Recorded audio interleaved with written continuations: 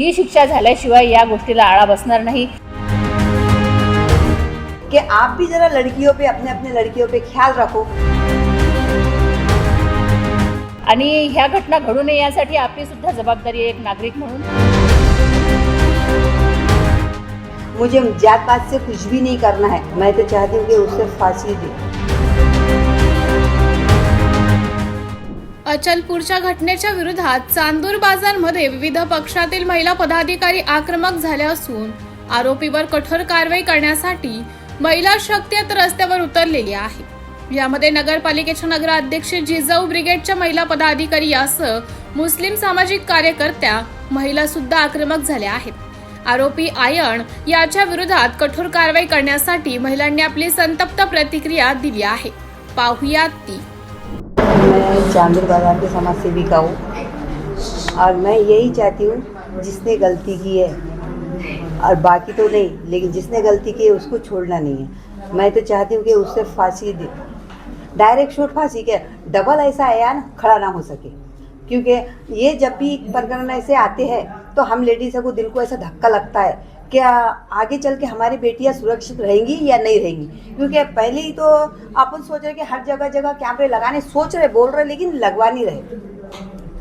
और लड़कियों के माँ बाप से भी मेरी ये निवेदन है, बोलना है कि आप भी ज़रा लड़कियों पे अपने लड़कियों पे ख्याल रखो, और कहाँ जा रहे क्या कर रहे उन पर ज़रा थोड़ा सा ये करो, एतबारी बरको, ताकि वो अपने को पता चले कि कहाँ जा रही क्या है, सुरक्षित है या नहीं है। क्योंकि आजकल के जो भेड़िए है एक से एक कारनामे नए नए सामने आ रहे हैं। तो मैं चाहती हूँ जो आयान नाम का लड़का है, मुझे जात पात से कुछ भी नहीं करना है, लेकिन जिसने गलती की उसको छोड़ना नहीं है, बेशुट उसको फांसी दो। लेकिन उसके पूरे घर की गलती नहीं है, लेकिन जिसकी गलती है उसको छोड़ो भी मत।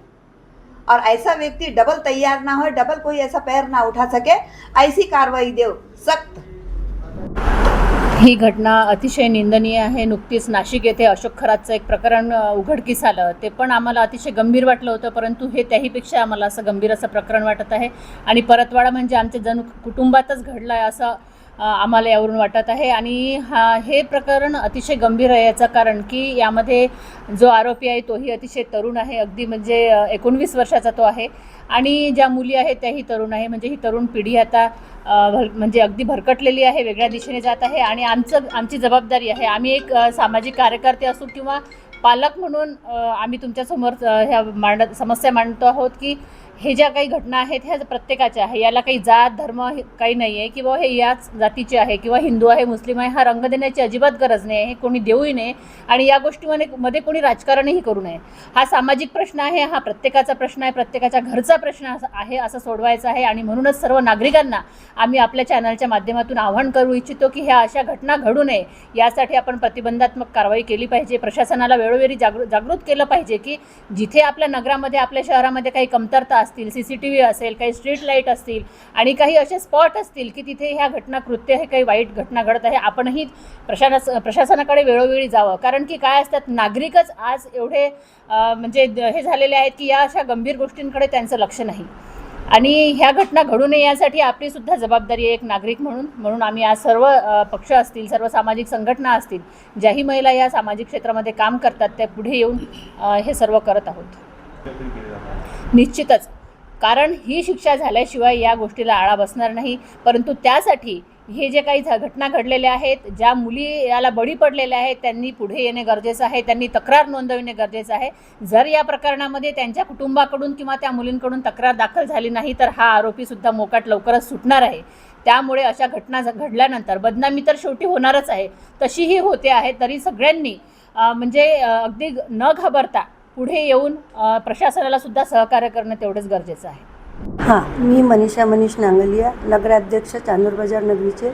आणि मी जे अचलपूर हे अशी घटना घडलेली आहे तिथे हे सगळं पाहून आम्हाला खूप जास्त हे झालेलं आहे। त्यानंतर आम्ही आमच्या पहिल्याच मीटिंगमध्ये हा ठराव पास केला की सर्वीकडे आम्ही 76 कॅमेरे लावणार आहोत, आणि ते जिथे कोणतीही अशी अश्लील घटना बोललो या कुठं भानगड बोललो तर हा डायरेक्ट आपल्या पोलीस स्टेशनमध्ये सायनर वाजणार आहे आणि जाधव सरांना माहीत होणार आहे।